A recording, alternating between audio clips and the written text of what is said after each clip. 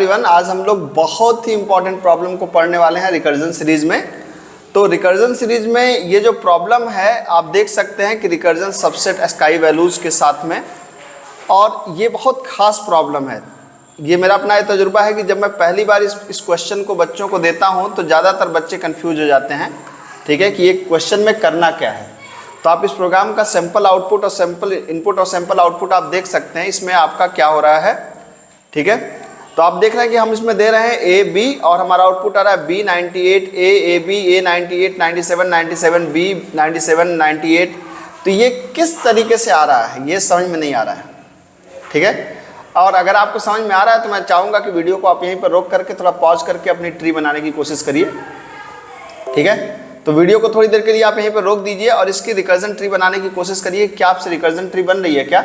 और recursion tree नहीं बन रही है तो फिर वीडियो को फिर से दोबारा ओपन करके फिर आइए देखते हैं किस तरीके से रिकर्जन ट्री बनेगी, ठीक है। तो आइए इस प्रॉब्लम को थोड़ा सा एनालिसिस लेवल पे देखते हैं कि ये प्रॉब्लम कहना क्या चाह रही है।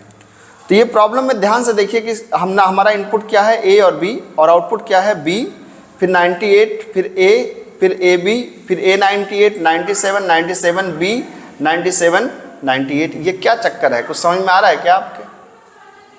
ठीक है। अब यहाँ पे जो मेन खेल है इस प्रॉब्लम के साथ में, इसके साथ में ये प्रॉब्लम है। पहली बात तो आपने स्काई जरूर वैल्यू पढ़ी होगी, और जो स्काई वैल्यूज़ हमारी होती हैं वो स्काई वैल्यू होती हैं कहाँ से? 97 से लेकर के 122 तक, जिसमें आपको पता है कि ए की स्काई वैल्यू कितनी होती है? ए की स्काई वैल्यू होती है 97 और बी की स्काई वैल्यू होती है 98। तो आपको पता ही है कि ए इसका मतलब 98, मतलब this is basically B, this is 98 means this is basically B, this is 97, this is basically A और बी, ठीक है। तो अगर इसको मैं एक बार ध्यान से इसको अगर मैं स्काई वैल्यूज़ को हटा दूं तो स्काई वैल्यूज़ में क्या हो रहा है? स्काई वैल्यूज़ को अगर मैं हटा दूं तो इसके बाद जो पहला बन रहा है दैट इज़ बी, फिर ए, फिर ए बी, फिर ए, ठीक है।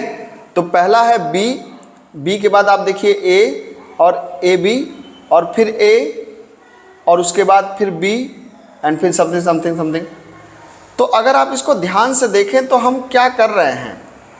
आपको याद है क्या, जब हम ए और बी का सबसेट प्रिंट करते थे तो ए और बी का सबसेट जब आप प्रिंट करते थे तो ए और बी का सबसेट क्या होता था? ए और बी का सबसेट जब आप प्रिंट करते थे that was blank, then B, then A, then A B. अरे ये तो ए और बी का सबसेट आ गया, ध्यान दीजिए यहाँ पर, ठीक है। तो यहाँ पर है ए और बी का सबसेट, और ये आपका क्या है? ए और बी के सबसेट के साथ में कुछ अलग चीज़ें भी आ रही हैं। तो ये जो अलग चीज़ें आ रही हैं बेसिकली है क्या?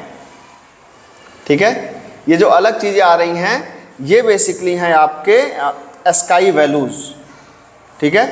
तो इसका मतलब ये हुआ कि अब इन स्काई वैल्यूज़ को करने के लिए हम लोग क्या कर सकते हैं? इन स्काई वैल्यूज़ के लिए हम लोग ये कर सकते हैं कि अब हमारे पास तीन ऑप्शन है। जैसे हमारे पास मान लीजिए कि आपने इनपुट कहा कि एक इनपुट हमारे पास एक इनपुट है ए बी, और हमें क्या चाहिए? आउटपुट हमारा क्या चल रहा है?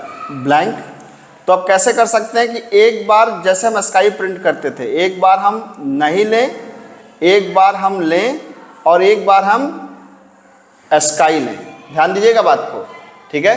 पहली बार नहीं लेना है, फिर लेना है, फिर उसकी स्काई लेना है। किसकी? इनपुट ऑफ जीरो की, ठीक। तो पहले मान लीजिए हमने कहा नहीं लेंगे। जब नहीं लेंगे तो हमारा आउटपुट क्या होगा? हमारा आउटपुट होगा ब्लैंक। इनपुट क्या हो जाएगा? बी, ठीक है। जब लेंगे तो आउटपुट क्या हो जाएगा? आउटपुट हो जाएगा ए। इनपुट क्या हो जाएगा? बी। और जब स्काई वैल्यू लेंगे तो आउटपुट में क्या आ जाएगा? स्मॉल लेकिन स्काई वैल्यू कितनी होगी? 97, ठीक है। और इनपुट में क्या आ जाएगा? बी। तो हमारे पास अब तीन चॉइस हैं, एक बार नहीं लेने की, एक बार लेने की, और एक बार स्काई लेने की।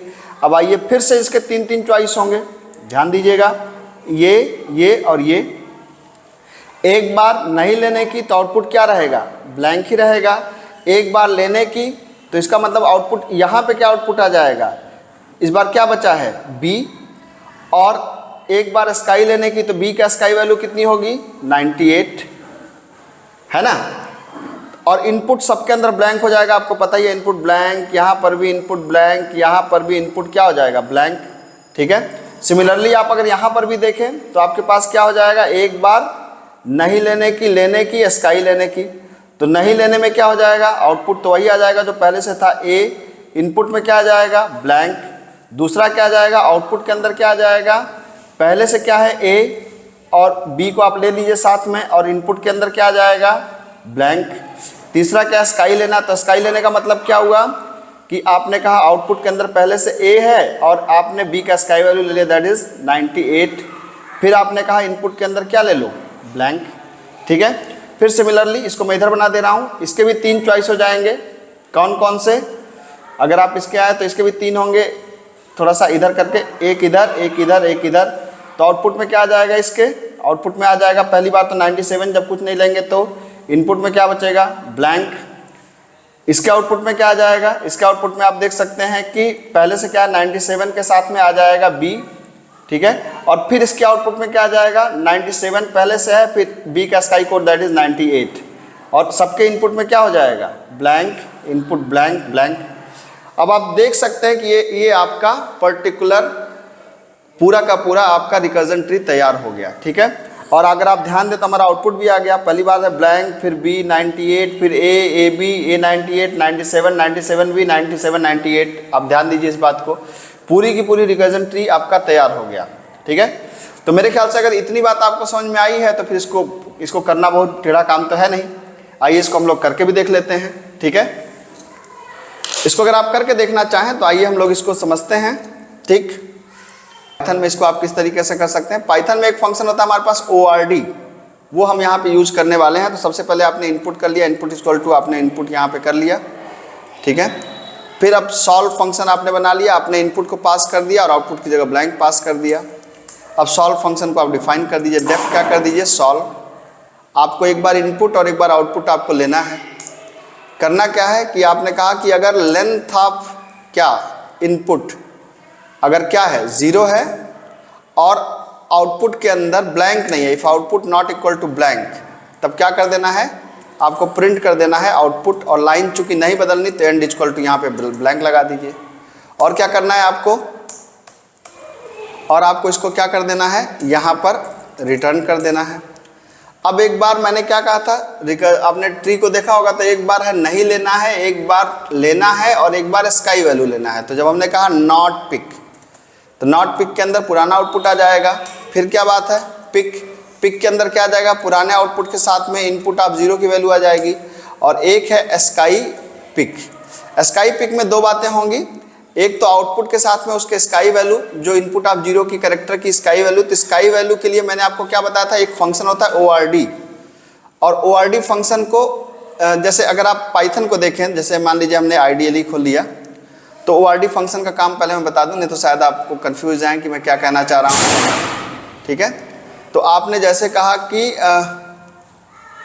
ORD में अगर आपने मान लीजिए कि पास किया मान लीजिए A, तो 65 आ गया, मतलब ये उसका स्काई वैल्यू देता है। लेकिन चूंकि स्काई वैल्यू एक नंबर होगा तो नंबर को हमको किस में कन्वर्ट करना पड़ेगा, स्ट्रिंग में कन्वर्ट करना पड़ेगा। तो RD के अंदर क्या पास कर दिया, इनपुट ऑफ 0, ये पास कर दिया आपने। अब क्या किया, इनपुट इक्वल टू इनपुट का क्या कर दिया 1 कोलन, और कहा कि एक बार लेने पे, अब वही क्या कर दिया हमने कहा कि एक बार इनपुट के साथ में क्या हो गया कि एक बार नहीं लेने पे तो नॉट पिक। ठीक है, और फिर इनपुट के अंदर क्या हो गया, यहाँ पर इनपुट के अंदर कहा लेने पे, और फिर एक बार हमने कहा कि स्काई लेने पे, तो इनपुट के अंदर ASCII स्काई पिक। ये देखिए, तो अब यहाँ पर अगर आप इसको ध्यान से देखें तो ये सॉल्व हो जाना चाहिए, आई थिंक बिल्कुल सॉल्व हो गया।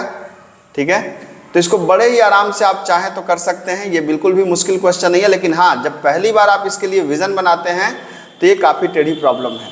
ठीक है, तो सॉल्व करते रहिए, प्रैक्टिस करते रहिए। मिलते हैं अगली क्लास में। Thank you.